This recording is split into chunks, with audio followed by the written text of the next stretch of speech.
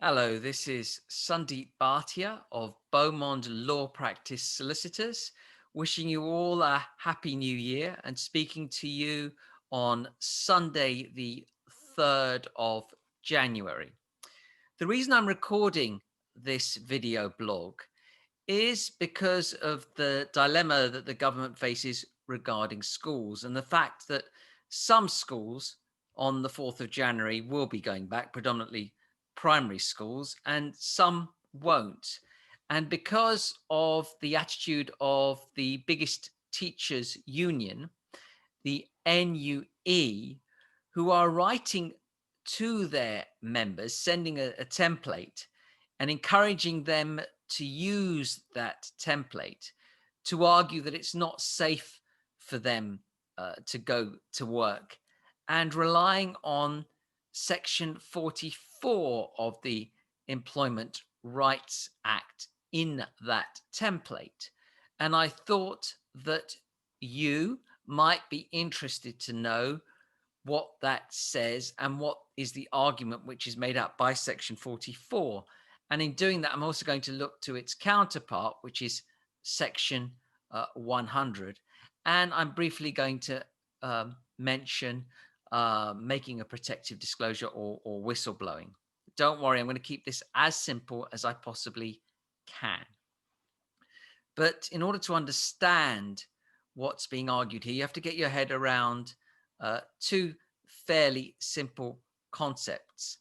One of those is detriment, which is a fancy word for saying that an employer causes a detriment if they cause a disadvantage to occur to one of their employees, such as deducting wages or taking disciplinary action against them.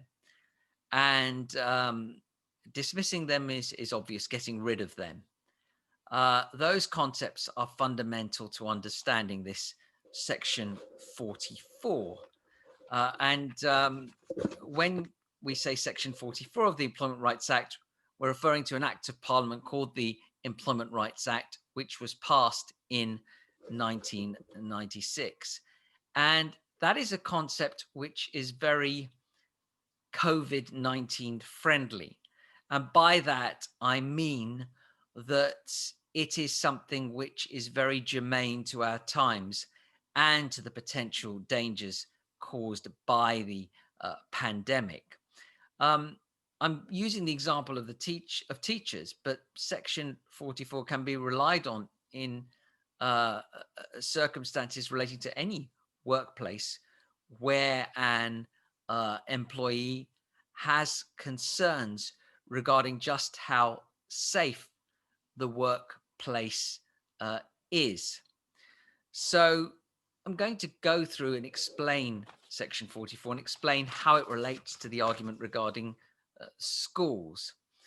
So it applies where an employee has brought to an employer's attention by reasonable means, and in this case, it would be a templated letter, circumstances connected with their work, which they reasonably believe were harmful or potentially harmful to health or safety. So it has to be a reasonable belief. In other words, if this matter went to a tribunal would have to try and judge whether they believed that the employee had a reasonable belief. It doesn't have to be a right belief, but it has to be a reasonable belief. And there are two circumstances in which that notification applies. The first one is in circumstances of danger, which the employee believed to be serious and imminent. So in this case, it would be the pandemic and the potential risk to life and limb caused by COVID-19, which the employee could not reasonably be expected to avoid. And I think that's referring to the fact that if they went into the workplace, that they might be subjected to it. And the first set of circumstances where they left or proposed to leave, or while the danger persisted, refused to return to their place of work or any dangerous part of their place of work.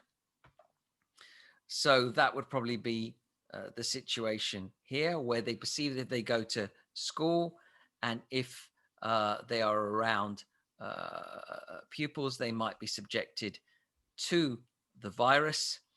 And therefore, if they write in circumstances where they're saying, we're not going to come in to work, or we're not going to come there until this blows over, or until we see it as safe, they're relying on that, and to say that the employer should not subject them to a disadvantage, or under Section 100 is a dismissal, because they take that particular stance. There is an alternative where, in circumstances of uh, danger which the employee believes to be serious and imminent, the employee took or proposed to take appropriate steps to protect themselves or other persons from the danger. Now, in both of these, the danger has to be serious and imminent, which is something which a tribunal would judge.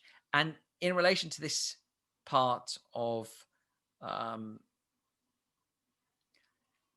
taking steps, they have to be appropriate steps, which is something which a tribunal would judge if it went that far.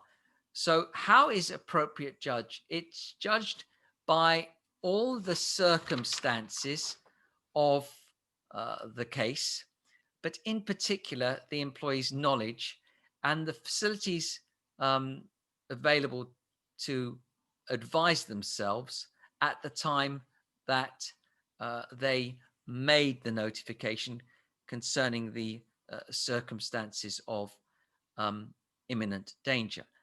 And there is a protection for the employer so far as the second party is concerned. In other words, with an act by themselves, or to protect themselves or others. If an employer can show that the steps taken by the employee were so negligent that a reasonable employer might have dismissed them for taking or proposing to take those steps, then the dismissal would not be automatically unfair, which it is if you take action, a detriment or dismissal on health and safety grounds, as I've outlined.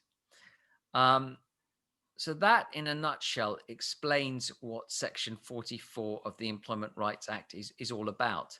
And the redress that an employee would have under those circumstances, if they're subject to a detriment, they would want a declaration from an employment tribunal that they had been subject to a detriment, and would also want some damages. And in the case of dismissal, if it's one of these reasons, it would be what's called an automatically unfair dismissal.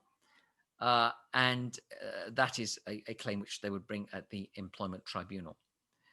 If you've got problems at the workplace, or you've got employees who are claiming that there are problems at the workplace, then do get in touch. My details are above. I'll be only too happy to assist as to what your potential causes of action might be.